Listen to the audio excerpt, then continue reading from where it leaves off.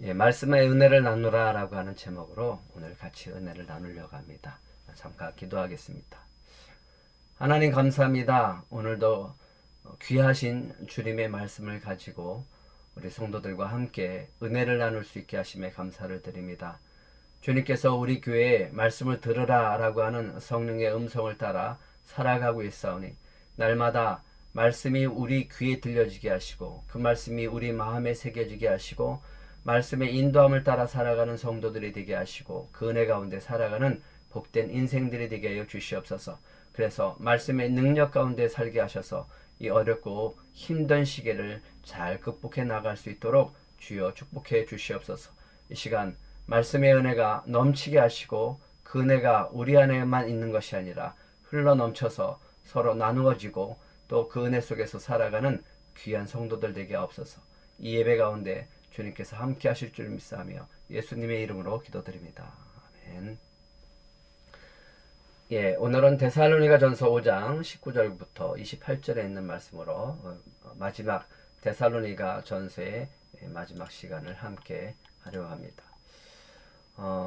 제가 예전에 청장년 때 우리 전도사님과 함께 나눴던 그때가 가끔가다 이렇게 생각이 납니다. 목회를 하면서 가끔 제가 어렵고 힘들었던 젊은 시절에 우리 전도사님 부부와 말씀의 은혜를 나눴던 그런 시절이 생각이 나곤 합니다. 하루 종일 직장에서 힘들게 일하다가 저녁 때 참 배가 고픈 상태에서 전도사님 댁으로 찾아갑니다. 함께 은혜를 나눴던 청장년들이 한 4명에서 5명 정도 모였어요.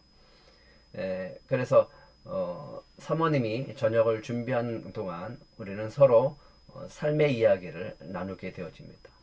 그렇게 이야기를 나누다 보면 어느덧 우리 사모님이 맛있는 음식을 또 이렇게 대접을 해주십니다. 그런데 이 사모님이 신혼부부라서 우리는 양이 중요한데 사모님은 비주얼이 중요했어요. 그러다 보니까 비주얼이 중요하다 보니까 양이 적었어요. 그렇게 우리는 비주얼을 따라서 더 맛있게 차려준 음식을 먹기는 했지만 감사하게 먹기는 했지만 여전히 채워지지 않았죠. 그래서 그 모임이 끝나면 집에 돌아가서 다시 보충해야만 했었습니다. 그런데 그때 아주 힘겹게 살고 있었죠. 또 어렵게 살고 있었는데 서로가 서로의 이야기를 나누는 가운데 이런 생각이 들었어요. 나만 이렇게 힘들게 사는 게 아니구나. 다들 그렇게 똑같이 힘들게 살아가고 있구나. 라는 것을 깨달으면서 또 위로가 되곤 했었습니다. 근데 더 큰 은혜는 이 전도사님과 함께 나누는 말씀의 은혜였습니다. 그 말씀을 통해서 우리가 어떻게 살아가야 되는지를 그 방향을 잡아주셨습니다. 그리고 어렵고 힘들고 지쳐있는 우리 영혼들에게 위로해 주시는 말씀이 있었고 또 그 말씀 가운데 살아가다가 주시는 은혜가 있어서 그 은혜를 서로 나누는 그런 소중한 시간들이었습니다. 그래서 마음의 위로가 되어지고 삶의 힘이 되어지고 그렇게 하다 보니까 서로 결단들을 했죠. 우리 교회에서 우리 청장년들이 이렇게 하자 저렇게 하자. 그래서 각 부서마다 청장년들이 힘써서 일하는 정말 충성된 일꾼으로 세워지게 되어졌고 주일 점심 때는 음식도 하고 또 이렇게 설거지도 하고 배식도 하고 또 각 분야에서 봉사하고 헌신하는 그런 청장년들이 되었었던 추억이 있었습니다. 서로의 기도의 제목을 내놓고 기도했어요. 그리고 그 가운데 힘들었던 가정이 다시 회복되어지는 그런 은혜도 있었습니다. 그리고 서로 결단했습니다. 우리 예배에 좀 더 열심을 내자.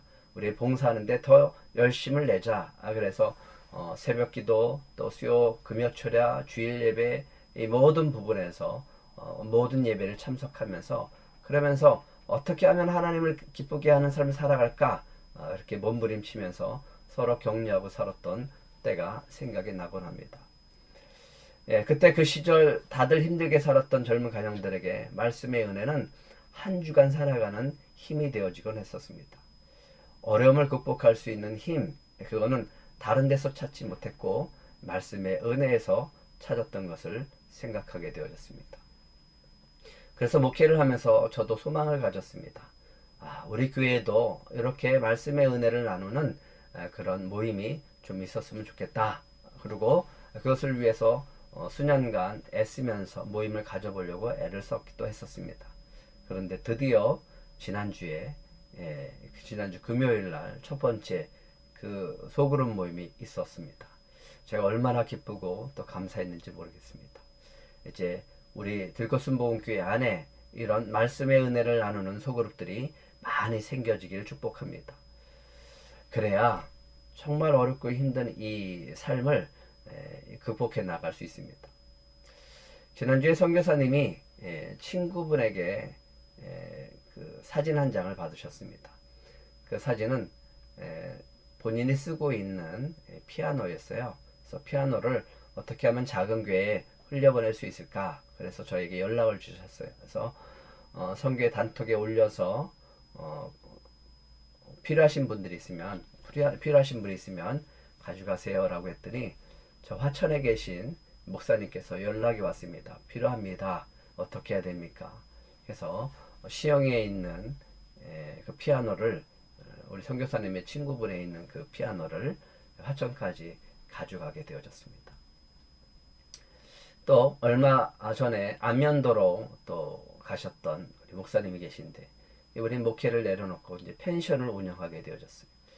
그래서 이렇게 펜션을 운영하게 됐습니다라고 알려주셔서 또 선교회 단톡에 올렸습니다. 목사님들 이 안면도에 가면 이런 펜션이 있는데 목사님에게 우리 목회사관원 출신입니다라고 하면 저렴한 가격으로 이용하실 수 있습니다라고 홍보도 해줬습니다. 또 며칠 전에는 목회자들을 위한 앱이 개발되었다는 소식을 들었어요. 그 앱에는 이중직을 하고 있는 목회자들에게 일자리를 소개하고 구인과 구직이 이루어질 수 있는 앱입니다. 또 자기가 농사를 졌으면 농산품이나 과일 등을 이렇게 소개해서 판매할 수 있는 그런 판매처도 되어집니다. 또 교회에서 사용했던 선물, 또 가전제품, 기타 여러 가지 물품들을 필요한 것에 보낼 수 있는 그런 나눔의 장도 되어집니다. 그리고 본인의 섬기고 있는 교회도 소개할 수 있고요. 또 중고 물품을 판매할 수도 있는 매매 장소이기도 합니다.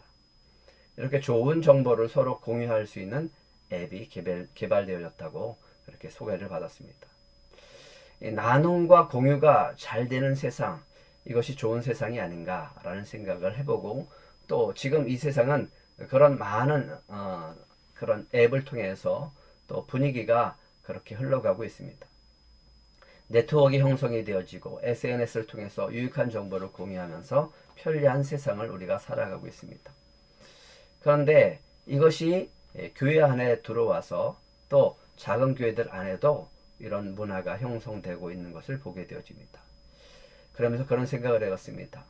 어떤 모임이 좋을까? 어떤 교제가 좋을까를 고민하면서 또 기도하고 또 기도합니다. 저는 늘 생각하는 게 어떻게 하면 작은 교회들에게 유익함을 줄 수 있을까를 고민하게 되어졌습니다. 작은 교회 목회자들에게 좋은 정보를 제공하고 또 공유하는 것, 이런 것도 좋죠. 좋은 정보, 유익한 정보를 제공해 주는 것, 이것도 참 유익한 일이라고 생각합니다. 그런데 성령께서 이렇게 유익한 정보를 서로 공유할 수 있는 좋은 세상에도 불구하고 저에게 나누라고 하는 것이 한 가지가 있습니다. 이것을 나누며 살기를 원하시는 것이 한 가지가 있습니다. 그것이 바로 말씀의 은혜입니다. 이 시대 참 좋은 세상이고 참 편리한 세상이고 많은 사람들이 다양한 방법으로 공유하며 살아갈 수 있는 이 좋은 세상이긴 하지만 이 시대 더욱더 힘써서 나누어야 될 것이 있다라고 주님을 말씀하시는데 그것이 바로 말씀의 은혜다라고 하는 겁니다. 어떻게 할까? 순종해서 어떻게 할까 하다가 그래 이번 주 집중 세미나를 열어보자 해서 계획을 하고 있었습니다. 근데 거리두기 4단계가 격상이 되면서 어떻게 해야 되나? 왜냐하면 이거는 대면으로 해야지 효과적이기 때문에 그렇습니다. 그래서 이 거리두기 4단계가 격상되어지면서 제 마음에 실망이 찾아오고 낙심이 되면서 포기해 버렸습니다.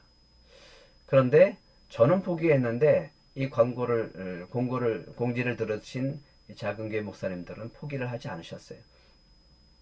비대면으로 하면 어떻겠습니까? 라는 제안이 함부로로부터 나오고 단톡방에서 서로 의견을 조율하고 서로 그렇게 하는 게 좋겠다라고 하면서 한두 명이 모이기 시작을 하더니 꽤 많은 분들이 이것을 동의를 하셨습니다.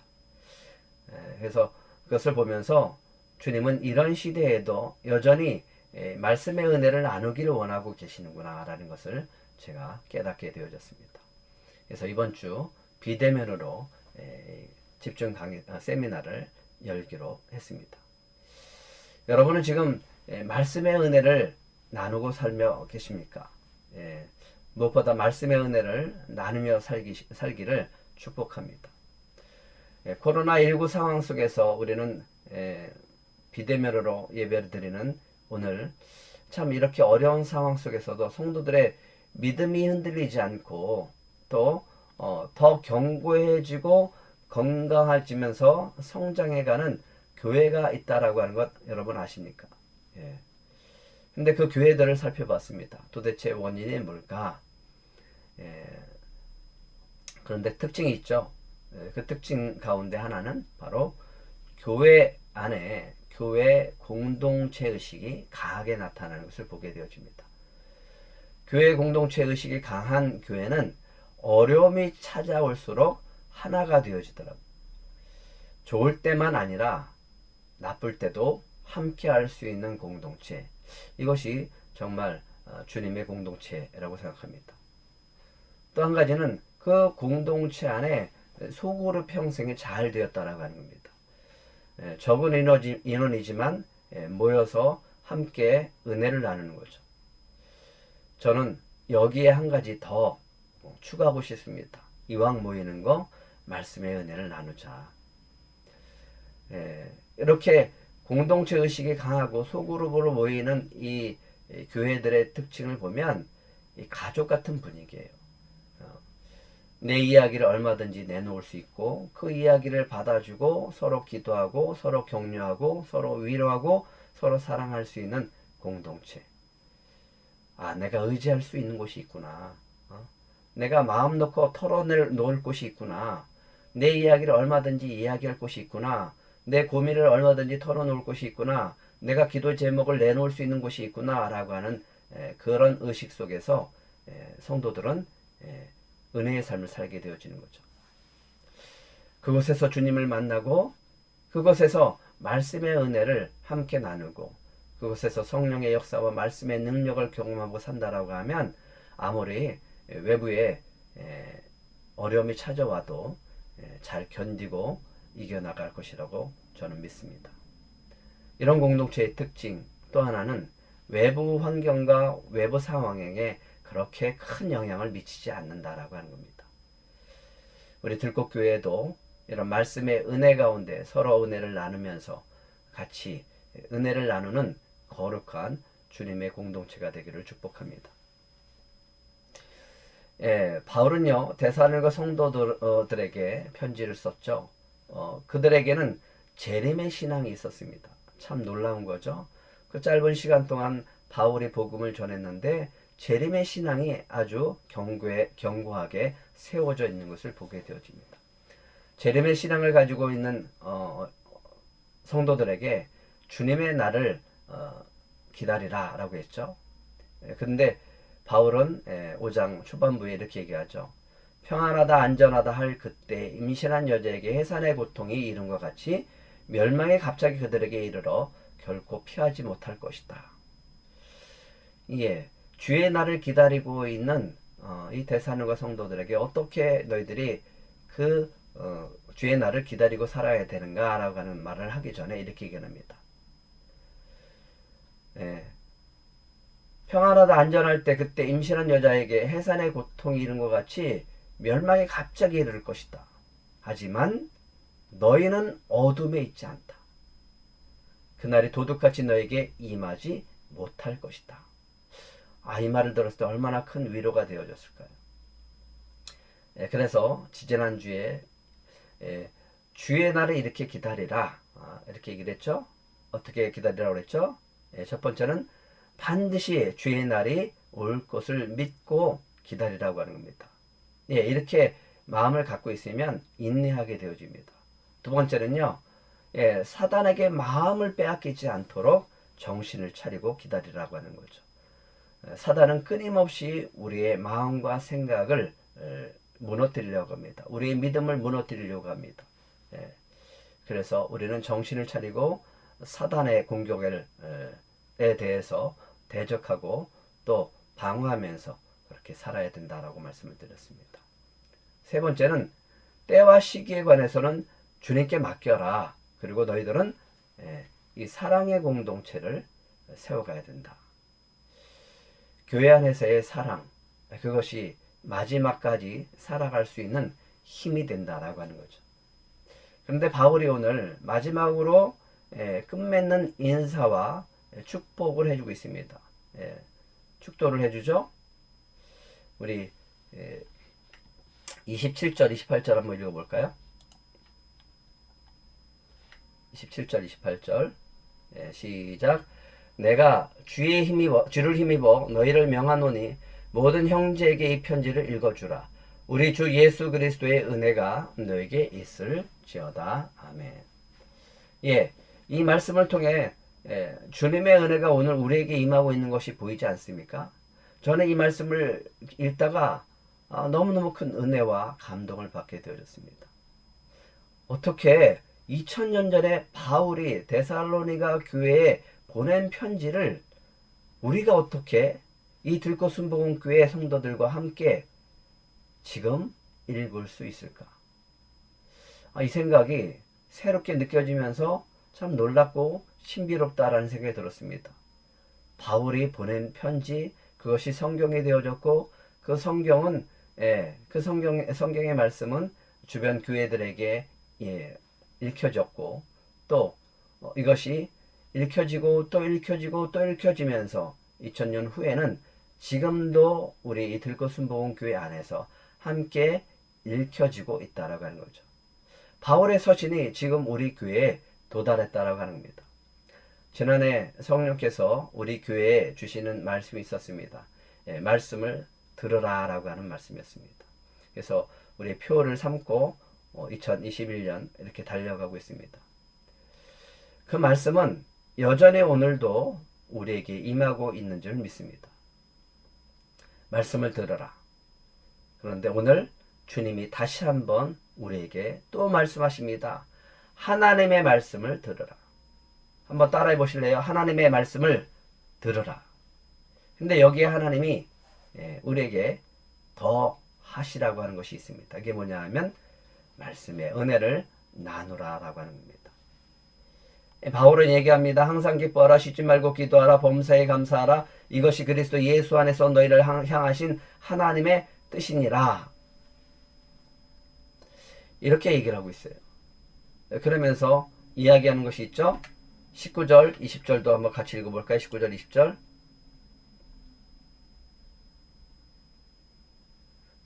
성령을 소멸하지 말고 예언을 멸시하지 말고. 성령을 소멸하지 말고 예언을 멸시하지 말고.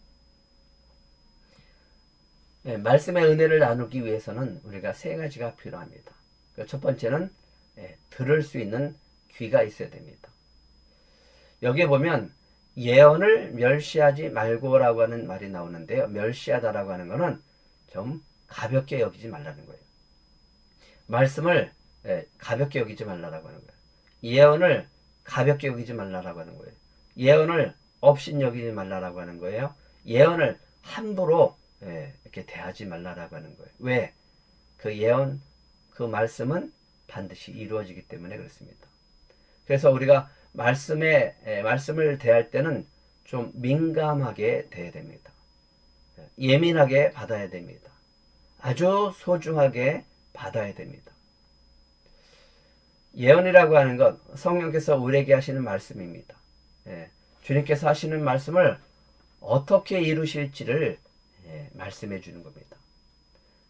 개인적으로 이렇게 할 거다 저렇게 할 거다라고 하는 것도 예언이 되겠지만 주로 주님이 주시는 말씀, 성령이 주시는 이 예언의 말씀은 장차 앞으로 주님이 이렇게 할 것이다 라고 하는 예언적인 말씀이 함께 포함되어 있습니다.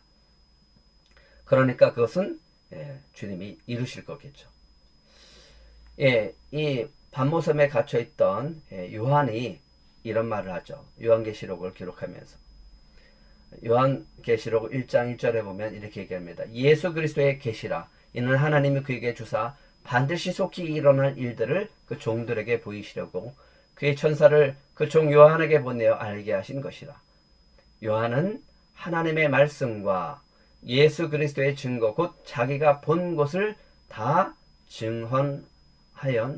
그러면서 계시록 1장 3절에 이런 말씀을 주십니다. 같이 읽겠습니다. 시작. 이 예언의 말씀을 읽는 자와 듣는 자와 그 가운데 기록한 것을 지키는 자는 복이 있나니 때가 가까움이라. 귀 있는 자는 성령이 교회들에게 하시는 말씀을 들을지어다. 그러면서 7 교회에게 이 편지를 써서 보냅니다. 그리고 꼭 이 말이 들어갑니다. 귀 있는 자는 성령의 교회들에게 하시는 말씀을 들을지어다. 이 시대는 교회들이 성령이 하시는 말씀을 들을 수 있어야 됩니다. 귀 있는 자는 성령이 교회들에게 하시는 말씀을 들을지어다. 그런데 성령이 우리 교회에 하시는 말씀이 뭐라고 그랬죠? 말씀을 들으라고 했습니다. 성령을 소멸하지 말고요. 예언의 말씀을 멸시하지 말라라고 바울은 얘기를 하고 있습니다. 함부로 대하지 말라라고 하는 거예요. 근데 가만히 생각을 해보세요. 그러면 왜 사람들이 예언의 말씀을 그렇게 멸시할까? 함부로 대할까? 우리는 말씀 앞에서 늘 겸손해야 된다라고 늘 그렇게 저는 주장하고 있습니다. 근데 겸손하지 않을 때가 있습니다. 언제 겸손하지 않냐 하면 안다라고 하는 것 때문에, 내가 아는 지식 때문에 겸손하지 못할 때가 있습니다. 아유, 내가 그 말씀 잘 알죠. 이런 태도는 결코 좋은 태도가 아닙니다. 아는 말씀일지라도 왜 오늘 우리에게 주셨을까라고 물을 수 있어야 됩니다. 또 예언의 말씀을 함부로 대하는 태도가 왜 나오냐 하면 분주하기 때문에 그렇습니다. 내 삶이 분주하기 때문에. 그러니까 예언의 말씀이 다가와도 우리는 집중하지 못하는 거예요. 그냥 지나쳐 버리는 거예요. 한 귀로 듣고 한 귀로 흘려버리는 거예요. 그래서 사람의 말을 좀 귀담아 듣지 않으면 상대방이 기분 나빠하는 것처럼 성령도 마찬가지십니다. 성령께서 분명히 우리에게 하실 일에 대해서 예언의 말씀을 주셨는데 그 말씀을 그냥 분주하니까 소홀히 대해서 지나쳐 버리는 거죠. 그리고 이렇게 생각하는 거예요. 그 말씀은 내 말씀이 아니야. 그 말씀은 나에게 하시는 말씀이 아니야. 이렇게 이 말씀이 나와 나에게는 적용되지 않는다라고 하는 그런 생각은 결국은 이 말씀을 멸시하고 함부로 대하는 태도 가운데 살게 되어진다라고 하는 겁니다. 그렇다면 어떻게 하면 성령께서 주시는 이 예언의 말씀을 예민하게 받을 수 있을까? 이렇게 믿음을 갖고 있어야 됩니다. 예언의 말씀은 능력이 있습니다. 예언의 말씀은 능력이 있습니다. 또 한 가지, 말씀 밖에는 우리가 믿을 것이 없잖아요. 믿을만 합니다. 아니, 믿어야 됩니다. 믿어야 됩니다. 왜 믿어야 되고 왜 능력이 있느냐? 그것은 주님은요, 말씀하신 것을 반드시 이루시는 신실하신 분이기 때문에 그렇습니다. 예언은 반드시 성취되어집니다. 하신 말씀은 반드시 이루시기 때문에 그렇습니다.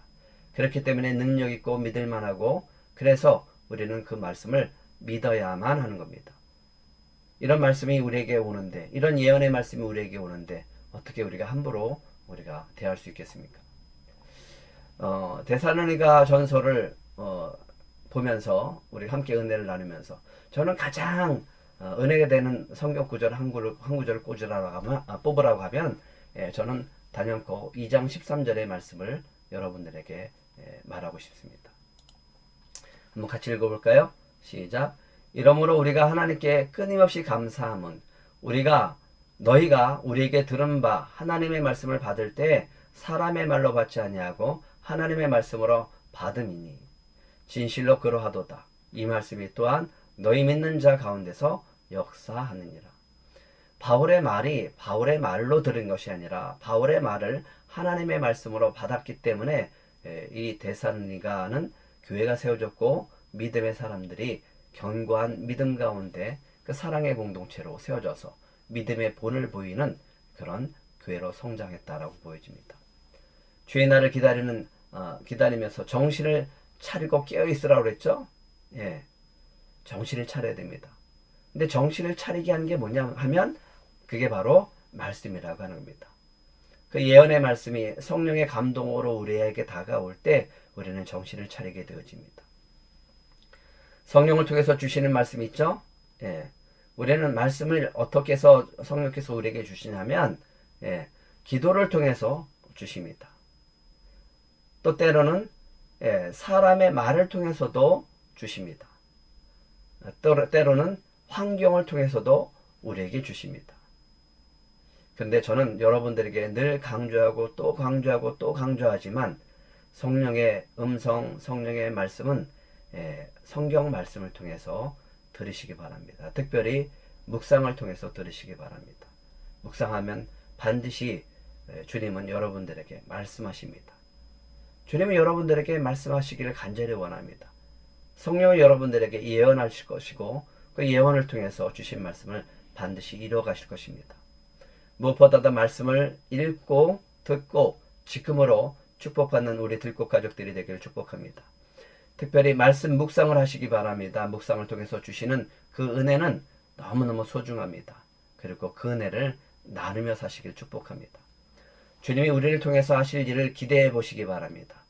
예언의 말씀을 성취하신다라고 그랬잖아요. 그러니까 오늘 주시는 말씀을 주님이 이렇게 이루시겠구나 라고 하는 기대하는 마음으로 여러분들이 받아보시기 바랍니다. 그리고 그 은혜를 나누실 때 주님께서 성취하시는 그 은혜가 더욱더 채워져서 더 큰 은혜로 나눌 수 있게 되어질 줄 믿습니다.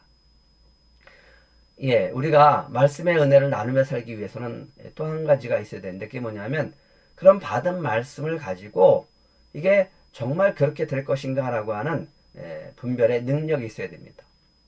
그래서 바울은 얘기합니다. 21절 22절 시작. 범사의 헤아려 좋은 것을 취하고 악은 어떤 모양이라도 버리라. 여기서 중요한 단어가 하나가 나옵니다. 뭐냐면 헤아리다 라고 하는 겁니다. 이 헤아리다 라고 하는 뜻은 시험해 보는 겁니다. 이게 진짜 그런가 아닌가 좀 생각해 볼 필요가 있다라고 하는 거죠. 그래야 이게 좋은 것인지 나쁜 것인지 알 수 있는 거죠. 이게 정말 주님이 기뻐하는 일인지 아닌지 알 수 있는 거죠. 악이라면 뭐가 악인지, 선이라면 뭐가 선인지 우리가 분별해서 악은 버릴 수 있는 거죠. 악은 어떤 모양이라도 버리라고 말씀하셨으니까 버리려면 악이 뭔지를 알아야 될 거 아닙니까? 그래서 악은 버리는 겁니다. 구별하는 겁니다. 그래서 거룩한 것을 택할 줄 아는 사람이 되야 되는 거죠. 그러면 어떻게 해야 되는가? 헤아린다라고 하는 것. 저는 이렇게 표현하고 싶습니다. 한 번 더 생각해봐라. 한 번 더 물어봐라. 다시 한번 생각해 보는 겁니다. 이 말씀을 가지고 묵상을 다시 한번 해보고 또 한번 생각해 보는 거예요. 그리고 판단할 때 이 말씀을 기준으로 판단하는 겁니다. 말씀의 기준에 맞춰서 이게 과연 그런가 아닌가. 잘 모르겠어요? 또 물어보세요. 누가 주셨어요? 성령이 주셨잖아요. 성령께 물어보세요. 물어보시고 그런가 아닌가. 그리고 초점이 있습니다. 적용의 초점. 제일 먼저 하나님이 주시는 말씀의 적용의 초점은 제일 먼저 하나님 나라입니다. 하나님의 나라를 위해서 이 말씀이 어떻게 이루어지길 원하시는가. 하나님은 하나님의 나라를 위해서 이 말씀을 어떻게 이루어 가실 것인가? 교회를 위해서 하나님은 이 말씀을 어떻게 이루어 가실 것인가?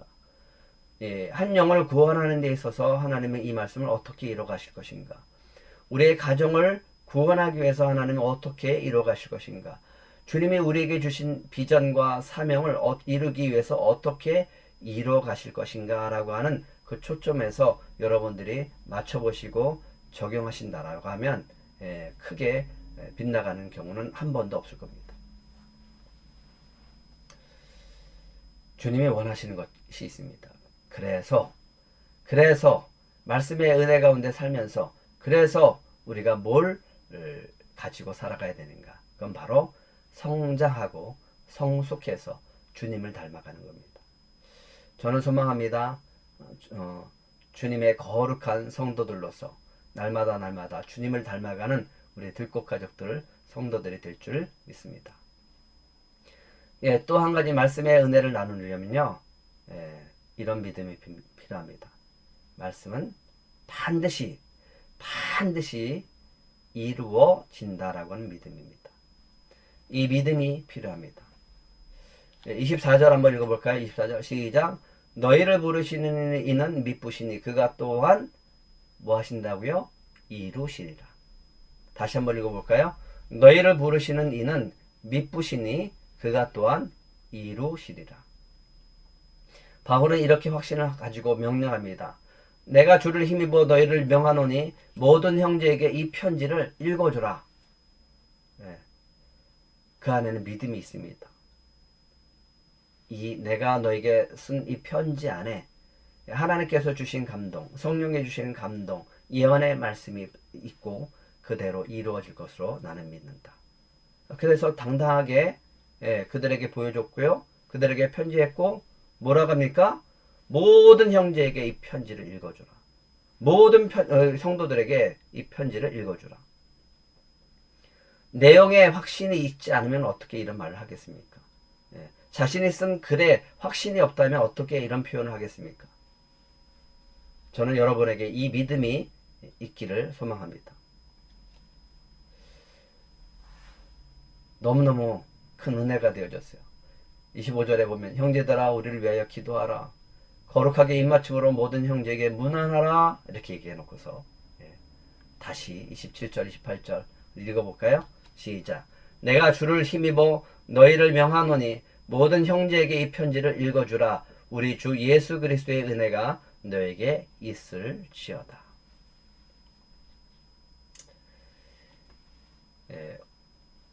우리에게는 확신이 하나 있어야 됩니다. 우리에게는 믿음이 있어야 됩니다. 그러니까 양육을 할 때 이 네 가지 확신이 있어야 된다라고 말씀을 드리는데 기억하십니까? 첫 번째는 무슨 확신이죠? 우리를 예수 그리스도의 십자가의 은혜 가운데 모든 죄로부터 구원해 주셨다라고 하는 구원의 확신입니다. 또 한 가지는 그렇습니다. 예수님은 십자가에서 우리의 과거 또 현재 미래의 모든 죄를 다 사해 줬기 때문에 죄책감을 갖고 살 필요는 없다라고 하는 거죠. 죄사함의 확신이죠. 세 번째는 우리가 기도하면 반드시 응답해 준다. 어떤 형태든지 때가 언제인지는 잘 모르겠지만 그래도 주님은 우리가 기도하면 반드시 들으시고 응답을 해 주신다라고 하는 기도 응답의 확신입니다. 네 번째로는 승리의 확신이죠. 예수님이 벌써 십자가에서 이기셨습니다. 아무리 사단이 이 마지막 때에 우리를 공격할지라도 우리가 예수 그리스도의 십자가를 믿고 선포하고 나가면 반드시 승리한다라고 하는 승리의 확신과 성령이 우리 안에 계셔서 우리에게 말씀을 주시고 우리의 삶을 주님께로 인도하는 그런 인도의 확신을 갖고 살아야 된다라고 말씀을 드렸습니다. 그렇다면 그 믿음이 있다면 우리의 삶에서 나타나는 태도와 반응이 있어야 되는데 그게 뭐냐면 자신감입니다. 성령께서 주시는 말씀을 가지고 있는 사람은 자신감을 가지고 살아갑니다. 왜? 주님이 그렇게 이루실 것이니까. 저는 이 자신감이 여러분들에게 모두 있기를 축복합니다. 성령께서 주시는 말씀의 감동이 있는 자들은 자신감 있게 살아갑니다. 아무리 세상이 어렵다 할지라도 그 안에는 믿음이 있어서 그 말씀을 붙잡고 살아가는 그 믿음의 능력이 있어서 자신감 있게 당당하게 살아갈 줄 믿습니다. 예. 그래요. 여기 뭐라고 하냐면 이 편지를 읽어주라. 바울에게는 이 당당함이 있었어요. 저와 여러분에게도 이 당당함이 있기를 축복합니다. 아유, 내가 받은 말씀이 이런데, 내 상황이 이런데, 내 글솜씨가 이것밖에 안 되는데, 내 표현력이 이것밖에 안 되는데, 괜찮습니다. 받은 은혜는 어떻게 나타나든 다 알 수 있습니다. 우리의 부족함보다는 주님의 능력과 성령의 능력을 믿으시기 바랍니다. 말씀의 은혜는 우리의 부족함을 뛰어넘습니다. 우리 안에 어떤 부족함이 있을지라도 그 부족함을 뛰어넘어서 그 은혜는 흘러가게 되어져 있습니다. 그러니까 공개하시기 바랍니다. 성령께서 주신 감동으로 그 감동을 전하다 보면 전하는 사람도 은혜 받고요. 그 은혜를 받는 사람도 역시 은혜가 되어져서 이 공유의 은혜가 함께 이루어져 가는 것을 보게 되어집니다. 한번 해보십시오. 그래서 한 주간 또 당부를 드립니다. 매일매일 한번 묵상해보세요. 이번 주부터는 이제 에스라를 묵상하게 되어지는데 묵상해보세요. 반드시 그 말씀 속에서 성령께서 여러분들에게 주시는 말씀이 있습니다. 이 믿음을 가지고 말씀을 보세요. 그리고 귀를 기울이십시오. 마음을 여십시오. 반드시 성령께서 여러분들에게 말씀을 주시고 그 은혜 가운데 살게 하실 줄 믿습니다. 그렇다면 받은 은혜가 있다라고 하면 정말 단톡에 한번 올려보세요. 공개해 보세요. 함께 나누어 보세요. 그래서 한 주간 미션을 드리겠습니다. 단톡으로 여러분이 받은 말씀의 은혜를 나눠보세요. 공개해 보세요. 우리에게 주신 성령의 은혜가 있잖아요. 말씀의 은혜가 있잖아요. 근데 왜 우리 안에만 있습니까? 같이 나눠야죠. 공개해야죠. 27절에 뭐라고 했습니까? 모든 형제에게 이 편지를 읽어줘라. 저에게 읽어주세요. 그래서 한 주간 모든 들꽃 가족들에게 감동의 편지를 읽어주는 미션을 드립니다. 그리고 마지막 28절 서로 이렇게 축복해 보시기 바랍니다. 우리 주 예수 그리스도의 은혜가 너에게 있을지어다. 이 말을 이렇게 바꿔보세요. 2번 한번 같이 읽어볼까요? 시작. 우리 주 예수 그리스도의 은혜가 들꽃 가족에게 있을지어다. 한 주간 이 미션을 잘 감당해서 말씀의 은혜를 나누고 이 축복을 선포하는 저와 여러분이 되시기를 축복합니다. 기도하겠습니다. 하나님, 이 시대, 이 마지막 시대 성령께서 우리 교회에 말씀을 들으라 라고 하는 말씀을 주심에 감사를 드립니다. 성령이 주시는 음성을 듣고 귀를 열어서 그 말씀을 듣고 선포하고 나갑니다.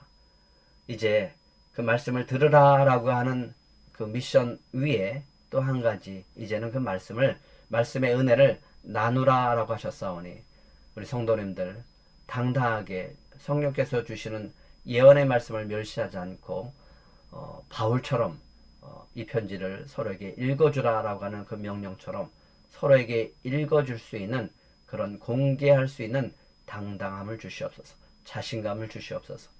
내가 받은 은혜 내 안에만 있지 않게 하시고 저에게 주신 은혜, 우리 교회에게 주신 은혜, 우리 성도에게 주신 은혜를 서로에게 공개하고 또 읽어줌으로 서로 공유하고 그 은혜가 서로 함께 은혜를 나누고 그 은혜가 우리 안에 머물러 있지 않고 세상 가운데 흘러가는 통로들이 되게 하여 주시옵소서.